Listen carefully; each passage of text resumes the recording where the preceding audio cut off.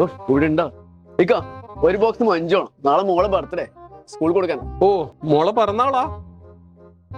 350 റുപ്യ തന്നാ മതി. 350? എപ്പോഴും അയാളെ പറ്റിക്കലാണ്. ഇന്ന് പറ്റിക്കണ്ട, പാവം. ഇന്നൊന്ന് സഹായിക്കാം. എന്തേ? നമുക്കൊരു കാര്യം വരണ്ട്. നിങ്ങൾ എന്ത് പണിയാ കാണിക്കുന്നത്? പറയുന്ന പൈസ ബാഗ് എടുത്ത് കൊടുക്കല. നിങ്ങൾ അതിന്റെ MRP ചോദിച്ചാ കടക്കാരൻ ചെലപ്പോ നിങ്ങളെ പറ്റിക്കും. MRPന്റെ മേലെ ഒരു ഉറുപ്പ്യ കൊടുക്കാൻ പറ്റില്ല.